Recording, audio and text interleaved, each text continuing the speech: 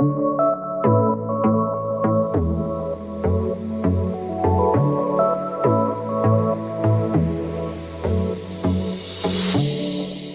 everyone. Welcome back to the Nuance Needed podcast. I'm Amanda White.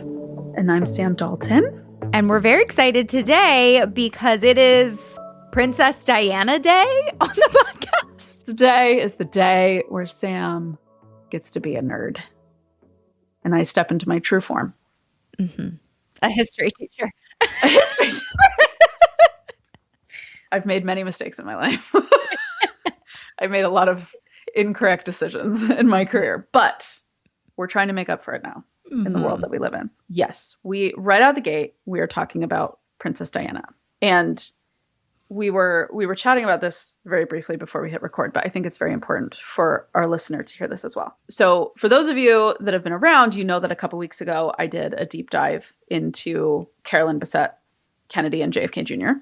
And that was a really good episode. That's an episode I'm really proud of. So go back and listen to it if you haven't. Just talking about the dynamic of their relationship, the trauma that's within the Kennedy family and how Carolyn got caught up in that. And so the reason why Diana felt like a natural jump for me, if we're, starting to do these more deep dive episodes about different topics, is because the fascinating thing about Carolyn Bessette and Diana is Carolyn Bessette attended Diana's funeral. Yep. I know that insane. from the show. Yeah. Yeah. And she attended. Oh, wait, no, in the show. No, they didn't do that in the show. No, they attended Gianni Versace's funeral together. Okay. That's what it is. They both attended Gianni Versace's funeral together. And I find that so fascinating that these two icons attended the funeral of this other icon who had been assassinated. And I think the tragedy of both of their deaths looming. Yeah. Because, it was Diana died a couple of weeks just after Gianni Versace's funeral. Mm-hmm. She died very shortly after that. And then Carolyn died in 1999. So they also are both these women who we can't stop talking about. Yep. It just feels like they're these constant elements of like the pop culture fabric even today. And I think especially with like the resurgence of the show Love Story, right? Bringing like Carolyn and JFK Jr. to the surface, but the Kennedys are still a prominent family in politics today. Look at Jack Schlossberg. Like he's a social media celebrity and he's the nephew of those two.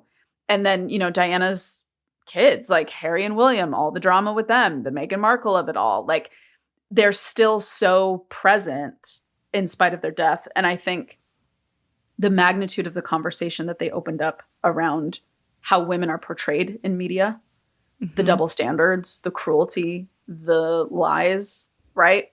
Mm-hmm. So I think there was just a lot of comparisons. And this episode is not going to be a comparison of the two of them, but I think just to introduce how my brain jumped from when I finished doing the episode on Carolyn Bessette, I was like, well, who would be like the next logical person?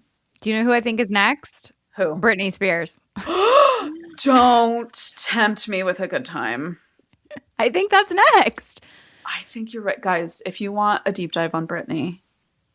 Because I feel like we were chatting about this before we recorded. We were talking about how there was like a before and an after to Diana in terms of reckoning with media.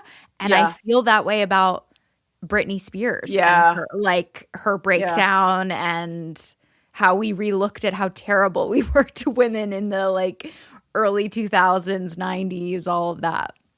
Yeah, I think the 90s to the 2000s were truly reprehensible. Yeah. In media. Like if you look back at the way we spoke about people, it was horrendous. I think Diana was the first person where you can see an actual reckoning. Mm-hmm. Like there was a high level conversation going on amongst everybody of like, how did we get here? Like, how did she get chased down in a tunnel? Yeah. And smashed, like her car got smashed into a pylon and she died. Yeah. Because people just wanted a picture of her. Yeah. Like that, to think that that is how this woman met her end is bonkers. Mm-hmm.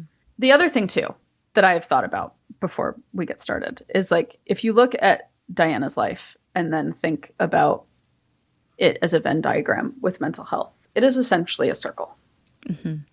And I think, as I was telling you off air, right, there is a question in my mind of, with all of the mental health stuff that we're about to go through and understanding her background and the life that she was thrown into, there is a question of, was this someone that had all of these tendencies at baseline and then was put into an incredibly stressful situation that brought all of that to the surface?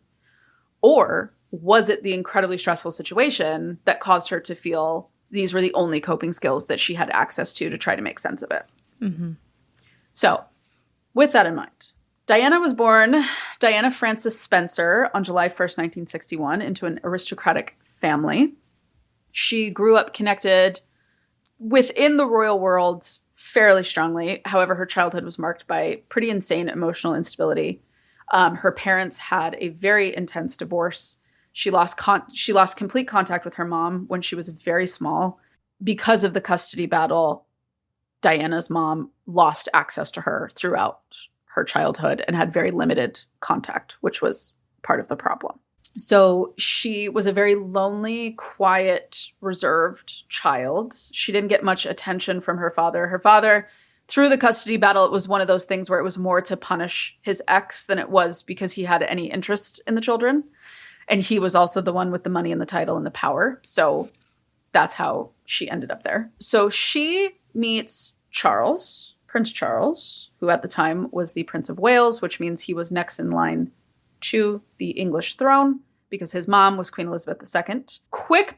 Very brief backstory on Charles, because I think we have to introduce the Camilla of it all. So Charles, when he married Diana, he was 32 when they got married, and she was 19. Oof. And wasn't she like 16 when they met? She was 18, I believe. Okay. When they met. So there's a 13-year age gap between Diana and Charles, which is already massive. And the other issue was they hardly spent time with each other before they got married. Mm-hmm. And Charles, up until that point, had actually been, and understandably so, like quite a playboy. Mm-hmm. He had dated a bunch of different women throughout his 20s. It was, he was like the bachelor of the time. And in the 70s and the 80s, it was pretty unheard of for somebody in that position to be still unmarried by the time they got to their 30s. Mm-hmm. And part of the issue was he met Camilla, Camilla Bowles Parker, and he fell in love with her. He was legitimately in love with Camilla, and he wanted to marry her. And they said absolutely not, because she's just an average Joe. Mm. She was just a normal person, and they wouldn't let him marry her. And Camilla was devastated by this, and Charles was as well. But he had this, this persistent belief that he lived for the crown, right? And if you've seen the show, The Crown, you can get a glimpse of what that level of responsibility and self-sacrifice looks like. Doesn't matter how toxic it is. Doesn't matter how damaging it is, right? It's this idea of like, my role in life is to uphold this institution, right? That is my responsibility while I am alive, is to keep this institution moving. What I want doesn't factor into that. It's what's best for the crown. Not even the royal family. It's what's best for the crown.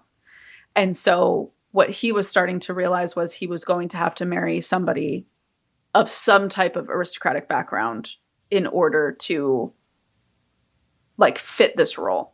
Mm-hmm. So Diana, who is very young, she was a kindergarten teacher at the time they met. She just kind of gets chosen because she's young and she's pretty, and they met a handful of times and they seemed to get along. And she was basically alone through the entirety of the wedding planning process. Mm. And the other thing that's interesting, if you see the interview that they give when they get engaged, they're asked isn't this so exciting? Like, you're so in love. Like, this must be what a fairy tale to be in love like this. And Charles literally says, yeah, whatever that means. Ooh. So it was clear from the get-go he had no interest in her. I think he cared for her, I think, to be fair. Like, I don't think he was just like a completely heartless monster. Yeah. But I think also it was a business decision. Like, I have to get married. I have to have a kid. She's very young. She's pretty. You know, she has the right bloodline. So he immediately carries on his connection with Camilla. And their connection carried on throughout the entirety of their marriage. And Diana was very aware of that. While they're married, it is rocky on its best day. They have Prince William, who is their oldest child, and then they have Prince Harry shortly after. And they try to make it work. Doesn't work. Obviously, they get divorced in 1994. She goes off trying to live her own life, but she thought getting divorced would make her life more peaceful, when in fact it actually made it worse. And she lost the HRH title through the divorce. So she lost, the HRH is Her Royal Highness. So, or His Royal Highness. So when you have the HRH title, you're entitled to certain royal protections. She lost access to that. She lost access to royal security in the divorce, which a lot of people think is what contributed to the issue with the paparazzi and the level of exposure that she had, because she had like private security teams, but not like the level of security teams that you see people have today. And so in 1997, she began to date Dodi Fayed, who was the son of the guy that owns Harrods department store, an insanely wealthy dude. And while she's on vacation in Paris, she's killed in a car crash that has been broken down and ripped apart a million times over, and I will not get into it. But the high level concern with the car crash is they believe her driver was drunk. They think he had been drinking while waiting for them to finish dinner at the hotel that they were at, which caused him to drive more erratically. However, they were being hounded by paparazzi on bikes. And they had initially tried to leave through the back door, but someone had tipped off the paparazzi, and the paparazzi were waiting in the back for them. And were like driving up against the car and were almost bumping into the car. And so when they went into the tunnel, they ran into one of the pylons and spun out, and the car got crushed. And she died later on at the hospital. And just wanted to give that like high level overview of her life. Amanda, what questions do you have so far? Thoughts, concerns, feelings? I mean, I knew most of this. I didn't know about the drunk driver. That's interesting. I think what I think about with Diana is just how, and I think we'll get into it, I think she just was treated as such a problem. And I think that it does, like, I know we said this isn't, meant to compare her and Carolyn, but there are just so many similarities, I think, especially in sort of like the cavalier way that Charles, I think, handled Diana and stuff like that, of just like, you are the problem, why can't you get with the program? I have a little more compassion, I guess, for John Kennedy Jr. just because he's not royalty, and it's a little like less clear where you can correct me if I'm wrong, but like obviously there are a lot of clear rules in terms of at least John Kennedy Jr. and Carolyn like loved each other and really did want to be together, but like this union was cursed from the start. And I think didn't also Camilla get married to someone else, and then he like tried to be with her, but she was with someone else, and then they ended up, getting back together essentially. Yeah, they were both cheating on their spouses with each other the entire time. I think like even if you just look at the very like brief high level bio I just provided, I think anybody with like half an ounce of critical thinking skill would hear that and be like, anybody who lives that life is doomed. Even like imagine from the moment you get married, you know that your husband is in love with somebody else. And you're a placeholder. Yes. And your whole job is to provide an heir and a spare. Yeah. It is really gross the way that's talked about. Like, it's disgusting. It's absolutely disgusting. You're a cow. You're a cow. Like you're a farm animal that's being raised for breeding, and that is all you are good for. And after that, you're just this nuisance that we don't know what to do with. I can't even imagine, because I wanted to be pregnant. I wanted a child. I have none of that history. And I already felt very used during pregnancy. Like, it is such a phenomenon of the baby is everything and the mom is neglected that I can't even imagine the level of truly you are the vessel that is just trying to pass on someone's DNA gives me chills. Yeah, it's awful. And to think of, like, imagine going through that from the years of like 19 to 22. Yeah. So like, young. So young, so fragile. We all are at that age. That's the whole point of it. And also from like the mental illness perspective, we know that the stress of young adulthood is more often than not what brings on severe mental illness. The stress of adjusting to that, you're moving out of your home, you're needing to find a job, you're needing to be independent financially, like all these sorts of things. So even in normal, typical circumstances, this is an incredibly stressful time, let alone what she was thrown into. And she spoke about how like she would go to her like wedding dress fittings by herself. Yeah. Like there was nobody there with her, even just for that. Like for this moment that should be incredibly exciting and, you know, joyful and meaningful. And she was just there by herself. And you know, the dress designer said that she often like didn't know what to do. And she would kind of ask like, do you think this works? And like, what do you think? Like she was just so unsure and shy. And I just find that like such a tragedy to think of, like thinking of how fragile I was at 19 and knowing you're getting married and like the entire world, like I think 2 billion people watched their wedding. Yeah. Which is insane. I can't fathom planning for a wedding like that and doing it by myself at 19. I know, without even your mom. Oh my God. Yeah. So much of what we understand about Diana's mental health comes from two things. One, observation. And then two, she did multiple tell-all interviews following the divorce. And there was a massive interview that she did shortly before she died that nobody knew that she was doing until it aired on the BBC with Martin Bashir, who was a famous BBC journalist at the time. And that is where she really dove into her experience and really, like, for the first time, verbalized this idea of, like, I am a public figure whose mind, like, shattered as a result of the life that I was living through.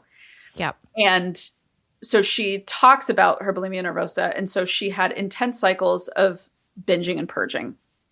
That was how she coped with the early part of the marriage, as she started to realize very quickly that this was not going to be what she thought it was. And she was often left alone in Buckingham Palace for weeks at a time. She didn't know where Charles was. He wouldn't check in with her. He had a separate residence called Highgrove, which is where he would go to meet with Camilla and hang out with his friends. And he said it was because he struggled to relate to her. And it's like, well, yeah, because you were 32. Why did you pick her then? Exactly. Why would you pick a 19-year-old? Like, I have, like, as a woman who's dating, thinking of, like, God forbid, the idea of being with a guy that's 13 years younger than me. What am I going to talk with a 22-year-old about? Like, that is a massive span of life that hasn't been lived and has been lived. And, like, it feels so unfair to put that on her of, like, well, I can't relate to her. So, like, why am I going to be around her? Yeah. Also, like, make some effort. Like, try. Like just if you don't feel like you can relate to her, you should try to find things in common. Exactly. With your spouse.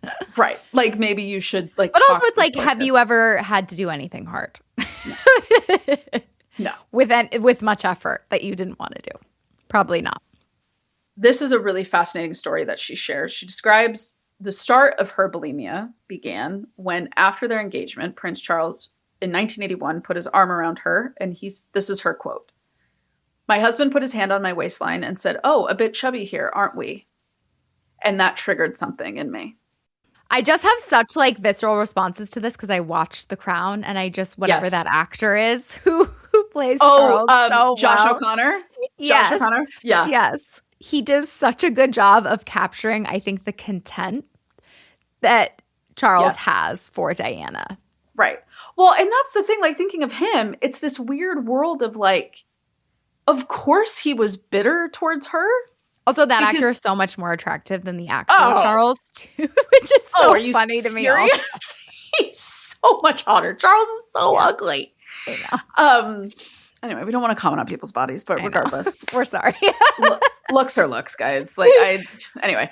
So, yeah, if Charles had been a private person, he would not have been sought after the way he was being the most eligible bachelor in the world. So let's just all speak truth to power here. However, to like introduce the nuance to his situation, right? Like he is in love with somebody else. Yeah. Who he can't be with. He was on the phone with Camilla the night before they got married. If I put myself in that position, it's like, yeah, that's horrific. But also then have a backbone and stand up to your parents. Or give up the crown then. Yeah. Sorry, these are the options. Yeah. Anne would have been a better choice. His sister Anne, who was next in line, would have been a better choice. So Diana goes on to state that she had bulimia for a number of years, and she titled it her secret disease. And she said it was the thing that she would engage with anytime she felt overwhelmed, or that she directly related it to the loss of control that she felt in her life, where she felt she had no say in what she did or didn't do. She could not control the media narratives that were written about her. The palace did not protect her. And the palace, and when I say the palace, I mean the support staff that work to support the royal family and manage everything about the crown. So think of the palace as almost like a corporation, right? Like when I'm talking about the palace, I'm talking about their communications department, their HR department, like their staffing department. Every single member of the royal family gets a private secretary, which is essentially their manager. And they all like communicate with each other about each other's like problems. Yeah. So there's like this built-in distance from each other when they all start to become more public figures. And so she had a huge problem with the palace staff because they all like basically didn't care about her. Like they ignored her. They didn't pay a lot of attention to her. Anytime she would try to bring up a concern, nobody would really say anything about it, and they didn't really care. And they would just kind of like, there was this attitude of, look what you got, right? Like, look what you now have. You can just go sail off into the sunset and nobody cares. And that's just not true of anybody. Like, nobody wants to just be alone all the time. Like, that's a recipe for disaster. So, Amanda, with your experience with eating disorders, what are your thoughts with this? Kind of looking at her situation. I mean, the first thing that comes to my mind is I think that I give her a lot of props for being honest about bulimia specifically.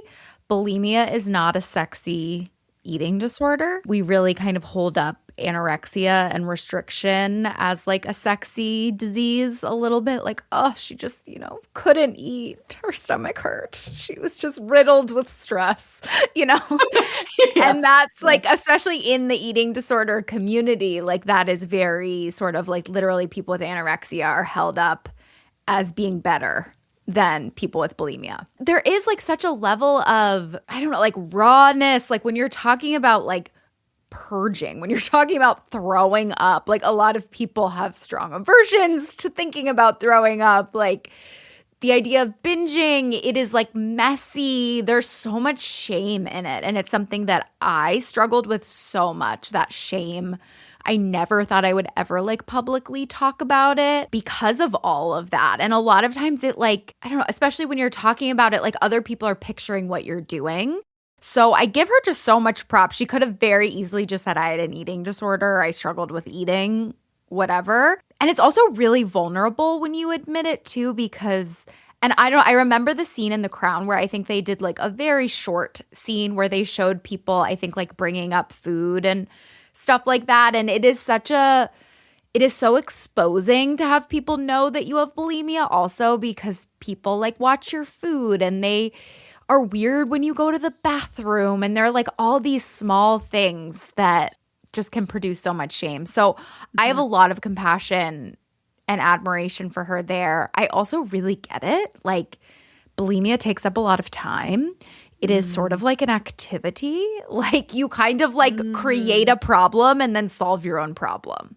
Yeah. Like, you create the problem of eating too much, wanting to die, and then you like undo it, and then you feel better. So you kind of create this like false solution, like false drama that then you fix and you feel better. And it is something that is distracting and gives you something to do, and sometimes interesting because you're like getting different foods that you wouldn't eat. So I very much get it. There's a really good biography written by her by a guy named Andrew Morton, who spent like years speaking to people that were in her inner circle, people that worked in the palace at the time, people that were aware. And they said for years, it basically occurred after every meal. Staff would notice that after breakfast, lunch, and dinner, she was spending like extended periods of time in the bathroom. And where the queen started to get really concerned was it occurred during both of her pregnancies. Yeah. Which is like categorically concerning, which the reason I bring that up is because that starts to get into self-harm. Yeah. Mm-hmm. Right. And so the obviously like eating disorders can qualify as self-harm more often than not in a way, but during her pregnancies, it really picked up, and particularly her pregnancy with William. And multiple times she would try to throw herself against glass cabinets to see if like the glass cabinets would break. While she was pregnant. She disclosed also in the Panorama interview, she said that while she was pregnant with Prince William, I threw myself down the stairs. I was in a really bad way. And I think if I think of a woman who is in a marriage she realizes she doesn't want to be in. Yeah. And then you have this baby, coupled with what you know this baby is and means to the institution you're married in. I can't even fathom the trapped feeling you would have. Absolutely. And bulimia in general is much more like statistically connected with self-harm, actually. People with bulimia are more likely to cut. They're more likely to hurt themselves. They're more likely to attempt suicide a lot of times because of that intense feeling of like suffocation, and you are hurting yourself very viscerally a lot of times when you are like sticking your fingers down your throat or purging by, some people purge by like extreme exercise. Like you're trying to feel something. So I felt trapped when I was pregnant just because of the sensory experience of it. So I cannot even imagine. Right. Yeah. And she, in private interviews, she would also discuss how like the stress of being in public and being seen when she wasn't pregnant was triggering enough to how she looked. Yeah. Let alone once she was pregnant. And if you look at pictures of her from the early 80s, you can see how thin she is. Yeah. And after getting married, you can see it becomes like alarming. Like today in like the social milieu of conversation, people would be looking at that and being like, there's a problem here. Yeah. This woman is not well. But in the early 80s, they like, look at her. She looks so good. She's lost weight. So I find that, I also think too, like to think of, if we like hone in on the pregnancy, think of what a dark, desolate, horrifying place you have to be in that you throw yourself down the stairs to try to take yourself out and your baby. Mm-hmm. And I think what is so tragic about how mental health was seen for so long, and I think this is for any woman, we know how women have been treated over the course of time because they respond to anything. Yep. I think their immediate response is just to be like, instead of looking at it as like, how bad is she suffering? Yep. How do we address this woman's suffering? Yeah. Right? Instead looking at it as like, oh, she's just insane. Mm-hmm. She's lost her mind. Or like I think there's a lot of times too, it's like you're doing it for attention. And it's just like, yes. No. Like, no. Even if someone is doing something for attention, that need like is a problem. It is not a normal thing to be fine with hurting yourself because you need help. Right. Like people do not think about suicide in that way because it's just, it doesn't matter. No, because you enjoy your life. And you can have the perspective of like a bad day is not an indicator of a bad life. Yes. Just like even a bad week is not an indicator of a bad life. It's just a bad week. All right, everybody. We are officially almost upon the first summer vacation kickoff of Memorial Day weekend, which I know it's insane. I've been doing the stereotypical, like, can you believe it's almost Memorial Day? I feel like you have to do that every time a holiday is approaching. But with that said, the reason I am talking to you about this is because I have the most perfect outfit for you to have to kick off your relaxing, chill summer vacations. The brushed bamboo jogger set and the lake house clogs from Cozy Earth will change your life. This is the most perfect travel combo. I myself am going on a road trip for Memorial Day. I'm very excited about that. And this is the outfit I'm going to be wearing in the car and also at night when we are just hanging out around the fire pit at the Airbnb. I am so excited. I cannot wait. The quality of Cozy Earth always absolutely blows my mind. And the thing that I absolutely love about Cozy Earth is two things. One, you get a 100-night trial. You get to try it for 100 nights and you get to return it. Okay? Then you get a 10-year warranty on every product. It is absolutely incredible. And that is how much they believe in the product that they are giving to you. So this Memorial Day, give yourself the kind of comfort that lives with you all day, not just the moment you get home.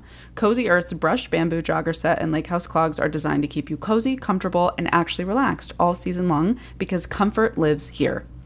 Head to CozyEarth.com and use my code NUANCE, that's NUANCE, for up to 30% off, but only for a limited time. This exclusive offer runs from May 18th through June 1st only, so don't wait. That's code NUANCE, NUANCE, at CozyEarth.com for up to 30% off. And if you see a post-purchase survey, mention that you heard about Cozy Earth right here.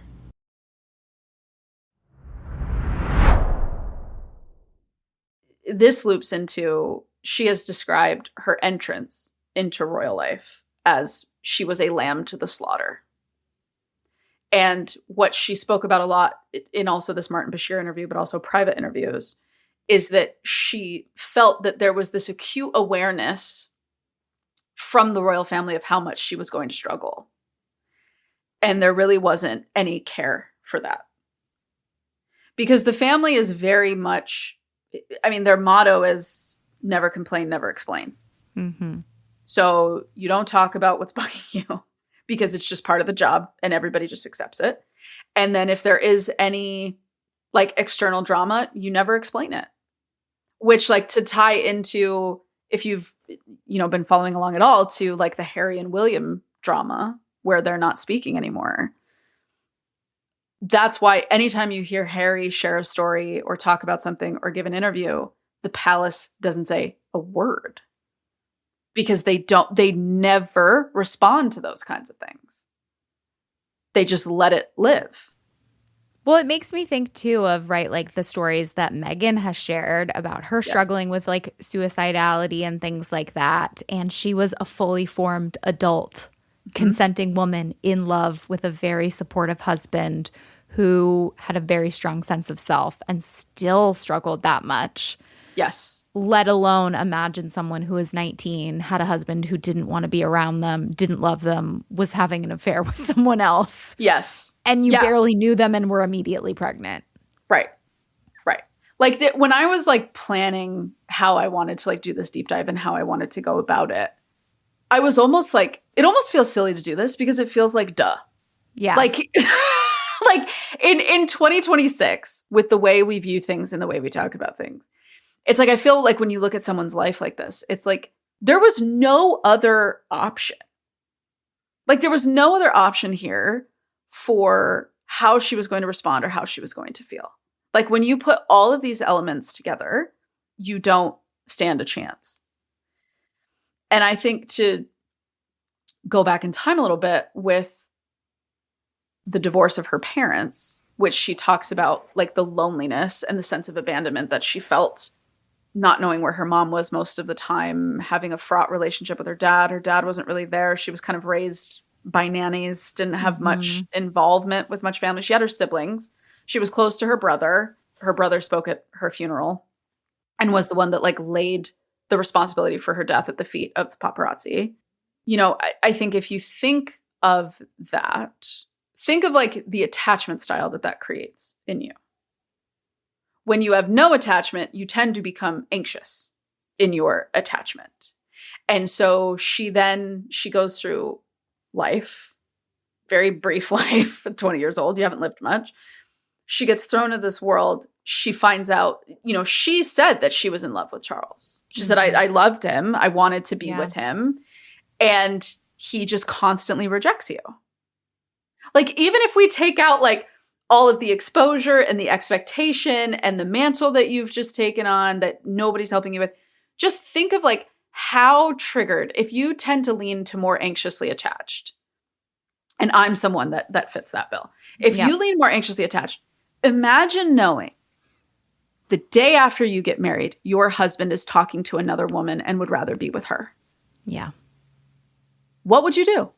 And you can't, I mean, they like begged to get divorced for like years and like couldn't do it. Yes.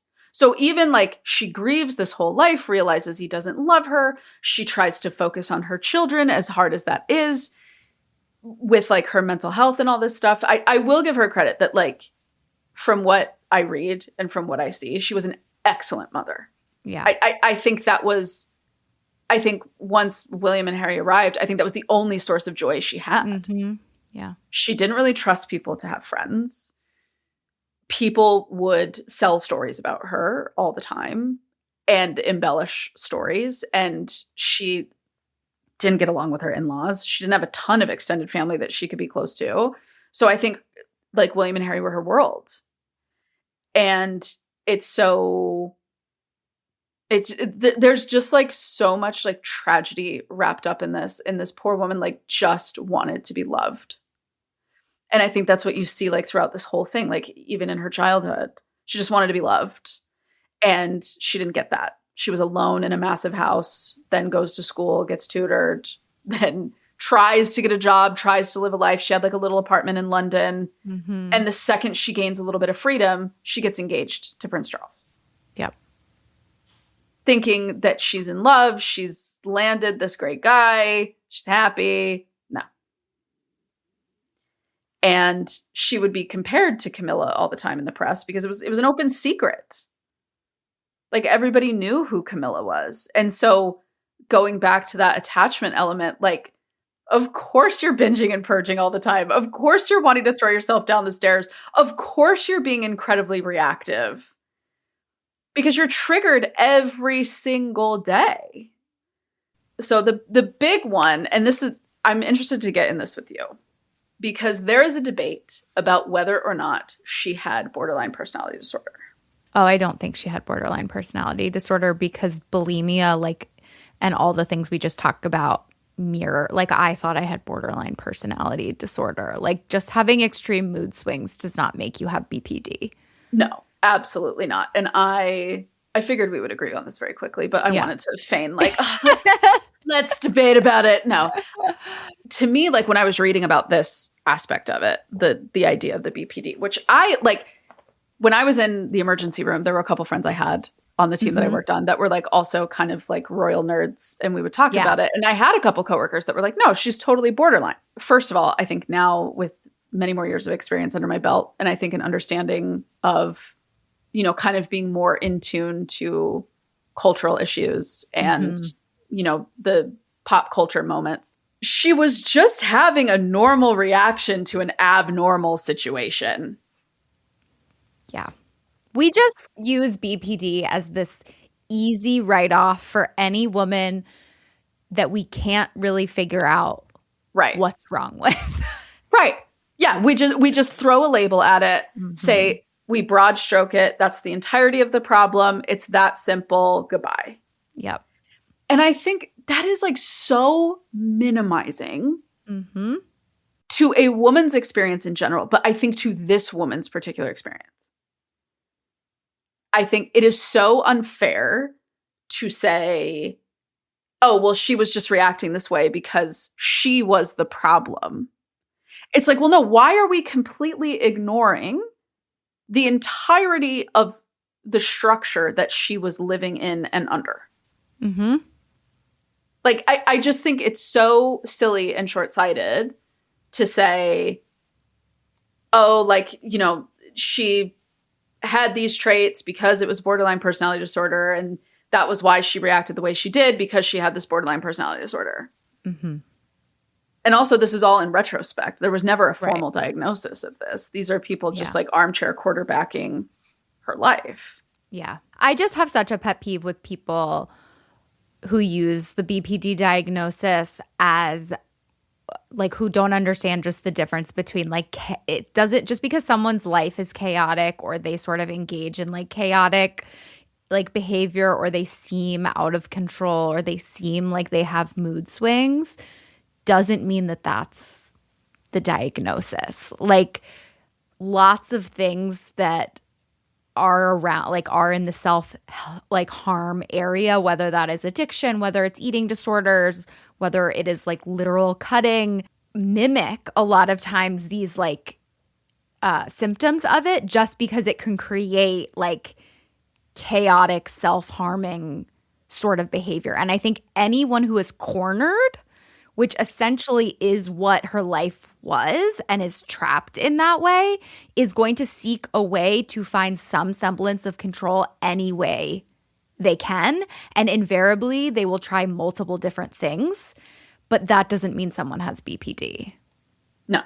But of course, who are the people that we're talking about whether or not she has BPD? Dudes. Yeah. And I'm sure the royal family too, because it is much easier rather than taking any accountability or recognizing your part you played in a situation to just say this person like is mentally ill and that is why they are this way.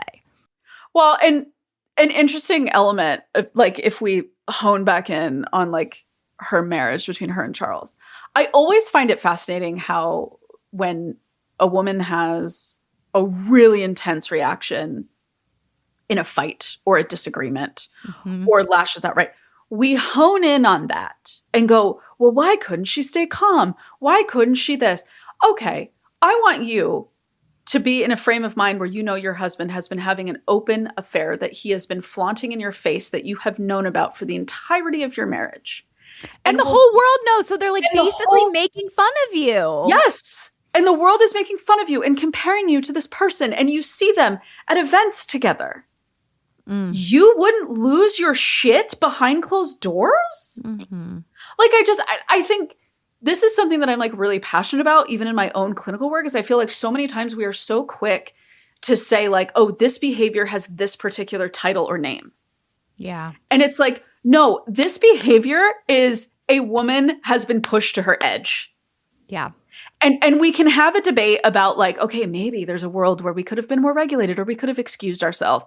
But I think this ties into like the therapy speak of it all, that I think that is so humanly impossible to think that we could ever get to a space where we would be so self-actualized and so self-regulated that we wouldn't lose our mind in particular situations. I'm not normalizing hurting other people. I'm not normalizing like toxic behavior. But I think if we look at Diana's life, I don't understand how else this woman was supposed to be reacting to the life that she was forced to live. Well, this also really gets into, for me, this topic is like, I feel like a couple years ago when like the holistic psychologist was becoming like very popular and we were like overly leaning into teaching people about like how to regulate your emotions. And we kind of took this turn, and a lot of like these self-help spiritual gurus were very into like being calm is everything. Being regulated is everything. And it is a sign that you are like more healed than other people, the more regulated you are, especially during like we were having conversations about like racism and things like that with no understanding of the fact that if someone is directly impacted by things like that, they're going to have a different reaction than someone who is sitting on their high horse and imagining what it might be like. But I bring all of this up because I think it is this, I think we forget sometimes that you are going to, like, you're not going to be happy all the time. You're not going to be regulated all the time. Like, being perfectly regulated is not a mental health goal. Like, the mental health goal, therapy, being a healthy, well person is being able to like handle stressors and being able to bounce back and being able to be like flexible in those situations, not being a robot. And I think sometimes we really act like that should be the goal, is just being like so level that you are basically a robot. It's been honestly like, to open up on a personal level, I think it's why I've been struggling with like my own content creation lately. Because I'm so sick of this constant narrative that's on social media of like how to be calm, how to be this, how to be that. I'm like, why are we so obsessed with nonchalance? Yeah. Like, why are we so afraid to show that we care? And I think we're not, and I'm not talking about like showing that we care through like obsessive behaviors or like it's okay to be a stalker or let's normalize like romantasy novel weirdness in like day-to-day life. Yeah. But also like, it's exactly as you said, people are not understanding that life is volatile. Life is volatile when things are really good, and life is volatile when things are really hard. And we are not setting people up for success in understanding that experiencing that type of emotional volatility does not mean that something is innately or inherently wrong with you. Well, we really hold people up on pedestals who are like super calm and level as though they're better than other people. And I think that, like, I think if we look at dating, I think this is the problem in dating, is people are so afraid to show that they care because they're afraid that someone's going to think that they're toxic or they're clingy or they're needy, right? And so we just kind of encourage this, like, distance that then gets put to, like, oh, I'm just, like, really trying to, like, stay calm right now. And it's like, but calm doesn't necessarily mean there's an absence of feeling. Like, like to be calm in some instances, I would be concerned that you've now become avoidant. Yeah. Like, I don't want to see that you're calm when your partner has like caused you harm or upset you. Like, you're allowed to feel frustrated at that. What we want is like, I need to step away and go lose my shit for a second because I don't want to lose my shit in front of you. Right? Like, that is like honest emotional coping. Of like, I need a minute. Can we circle back in like 20? Right? That is actual coping. Not saying like, I have to sit here and figure out how to like not feel any of this in order to engage in this relationship. Yeah. I think we set ourselves up for failure when we're always trying to be perfectly level. It's just not realistic.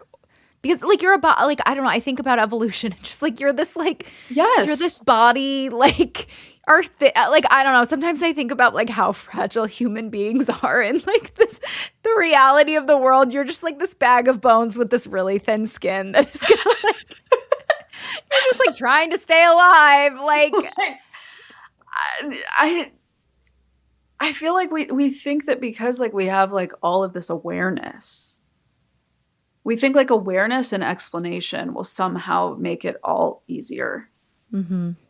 And I think that's a really important piece to it. You need to understand like why you're experiencing what you're experiencing, or like, you know, why it's typical to be reacting to what you're going through, like the way you're reacting.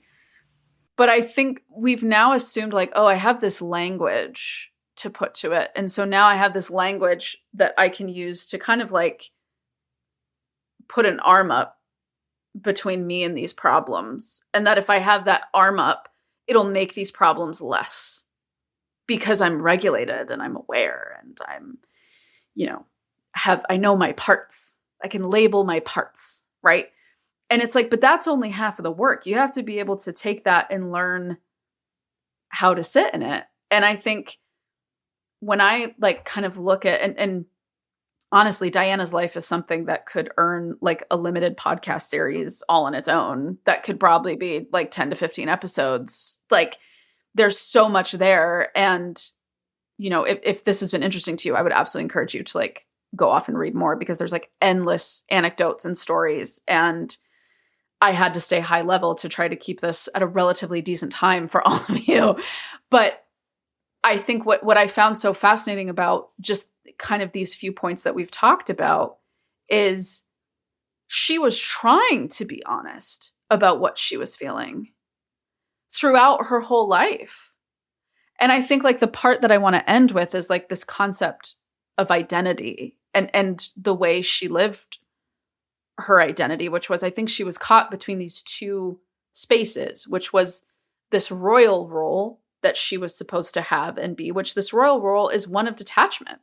It's one of, you're a symbol, you represent something, you're not really a person, you're just meant to be there to be seen, and that to be seen is to be believed. And that was the Queen's motto that she had, like, people have to see me to believe me. But they don't need to know me. Yeah. They don't want to know me. They shouldn't know you. They shouldn't. They don't want you to know. They don't want to know you're a real person. Right. They don't want to know that you're immortal like the rest of us and that you go to the bathroom just like I do. You know, like people don't want to think that of you. But she had this deeply authentic sense of self.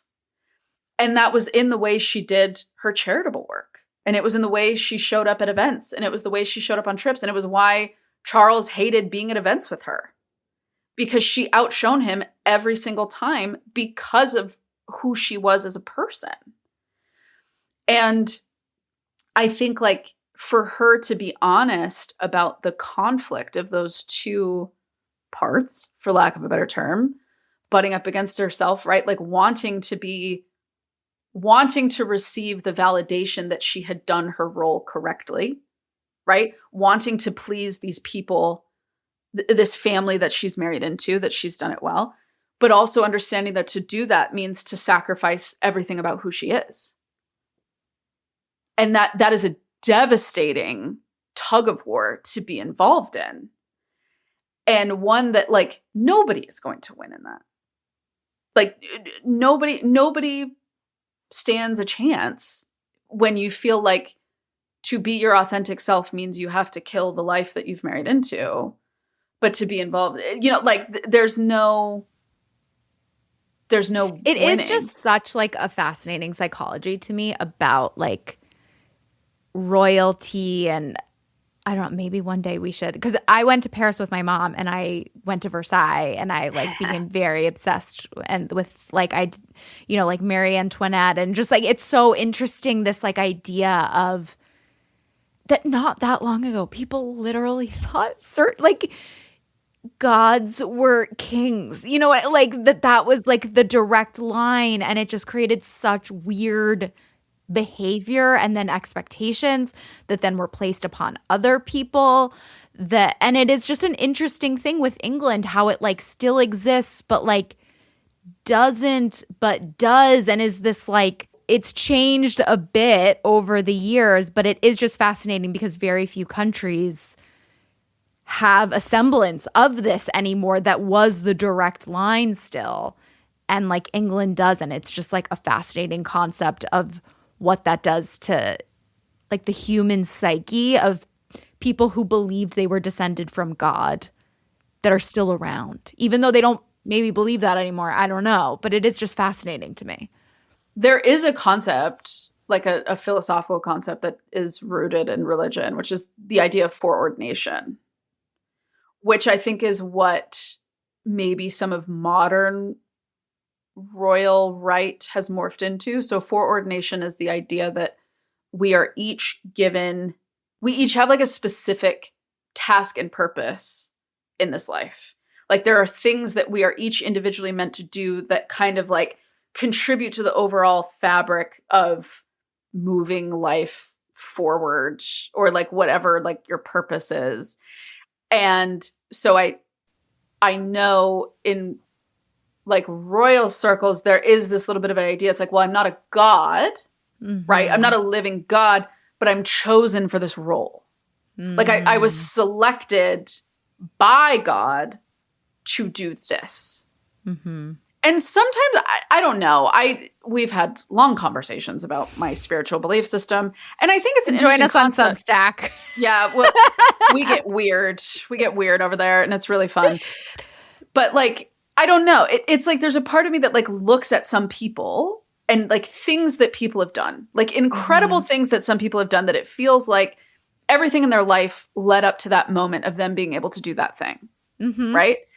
And so in my mind, sometimes I do kind of look at that and I'm like, like, are there things that some of us are meant to do? Is there like a higher purpose? Is it really true that like arc of moral justice is long, but it bends towards justice, right? Like, is there truth to that? But I don't think it's just because you were born somewhere. Yeah. Like, if that makes sense. I don't know. I could be wrong. But I think that's what some of these people that think they're really important, I think that's the philosophical belief that they've morphed into. It's not that they think that they are like these immortal figures walking around mortals. It's that they're there because they were chosen to be there. And so there's like an entitlement. But I think what is so particularly fascinating about the English royal family or the British royal family is they've survived everything. Like, even as you watch in the 20th century as like monarchy collapsed across Western Europe, like they stayed in it. But did they survive because they gave up power and they were like, we're not going to make governing choices and we will just be figureheads, and they made that like strategic move? Yes. They made the strategic move to be, like heads. They're not heads of state. Yeah. They're figureheads. Yeah. And they're like, it's all symbolic. Like their role is symbolic of like what they represent. Yeah. But it's part of why, like, a really interesting story that they kind of touch upon in one of the seasons of The Crown. I can't remember which one, but the Russian royal family. It's fascinating. Russian Revolution happens where the Romanov family is toppled. The Russian monarchy is essentially toppled by communists in 1917, and the royal family is taken into custody. And for a long time, nobody knows what to do with them. And because once the Russian monarchy is overthrown, there is another civil war between the different factions of communists that want to take over. So there's more of like a democratic socialist vibe that wants to take over. But then there's like the Lenin and Stalin of it all, who are like, no, the only way to do this is like everybody has to be forced into it. Right. Yeah. So while they're like duking it out, the royal family is sitting over here imprisoned, not knowing what to do. And Tsar Nicholas was the cousin to King George, who was king at the time in the UK. And King George had the opportunity to take in his family, like his extended family, and basically offer them exile.